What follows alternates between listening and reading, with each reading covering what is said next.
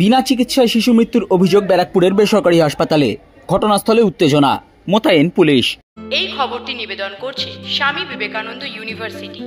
আপনার সন্তানের স্বপ্নের ভবিষ্যৎ গড়ে তোলার একমাত্র সঠিক ঠিকানা।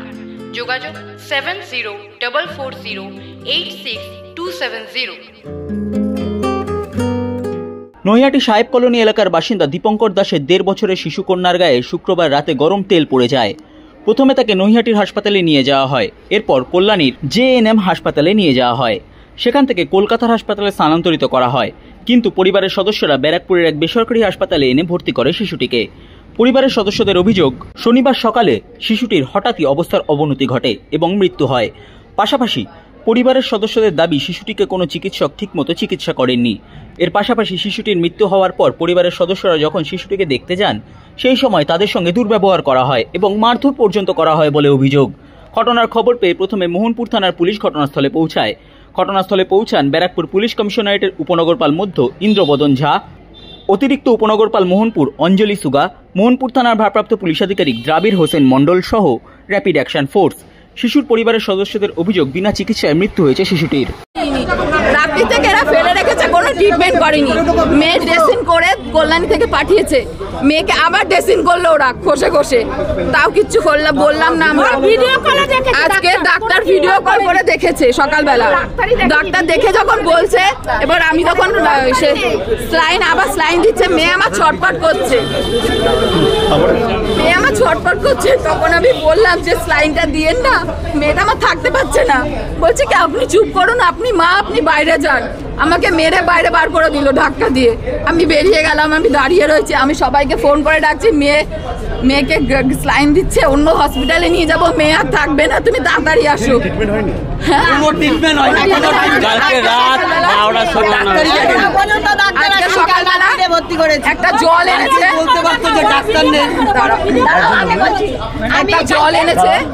একটা জল এনেছে, ভর্তি করার আগে 18,000 টাকা নিয়ে নিয়েছে। এখানে 18,000 টাকা নিয়েছে। একটা সরু নিফিল এনেছে এত বড়, মেয়ে 2 নাক দিয়ে ঢুকালো। যখন ঢুকাচ্ছে তখন আমি বলছি মেয়েকে এটা দিয়েন না, মেয়ে তো ছোট, মেয়ে থাকতে পারবে না। ডাক্তার বলছে আপনি বেশি বুঝেন না, তাহলে আপনি চিকিৎসা করুন, আপনি তাহলে চলে যান, আমরা তাহলে চলে যাচ্ছি। ডাক্তারটা আমাকে বললো, আমি কি করলাম, নিয়ে বেরিয়ে গেলাম। আমি বেরিয়ে আসলাম, মেয়েকে দিল। তারপরে আমি মেয়েকে দুধ খাওয়াতে যাচ্ছি, আমাকে দুধ খাওয়াতেও দেবে না, মেয়েকে জল খাওয়াতেও দেবে না, মেয়েকে আমার কোলেই দিচ্ছে না। আমি জোর করে মেয়েকে কোলে নিয়ে, মেয়ে আমার ছটপট করছে, কোলে আমার ছটপট করছে। মেয়েটাকে বললাম কি, ছিল না কোন মেয়েটাকে, তাও বললাম কি যে আমাকে একটু ভেতরে ঢুকে বসতে দিন, উনি আমাকে বসতে দিচ্ছে না। মেয়ে তো তখন নেই, মেয়ে চলে গেছে, মেয়ে চলে গেছে।